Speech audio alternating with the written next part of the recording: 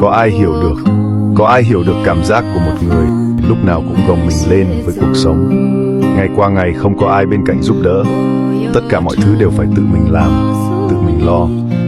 Mệt mỏi cũng phải cố gắng, yếu đuối cũng chẳng dám than. Có ai hiểu được cảm giác muốn dừng lại một chút, nhưng lại chẳng thể.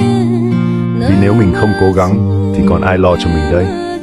Khó khăn cứ chồng chất, áp lực cứ đè nặng trên vai, nhưng chỉ biết im lặng mà bước tiếp. Có những lúc muốn khóc, nhưng nước mắt cũng chẳng rơi nổi, vì đã quá quen với cô đơn, quá quen với việc một mình chịu đựng tất cả. Cuộc sống đôi khi thật bất công, người ta có chỗ dựa, còn mình chỉ có chính bản thân để dựa vào. Nhưng dù thế nào, cũng không thể bỏ cuộc, vì phía trước vẫn còn con đường phải đi, ước mơ phải thực hiện, và một trái tim dù có mệt mỏi đến đâu, vẫn khao khát được hạnh phúc.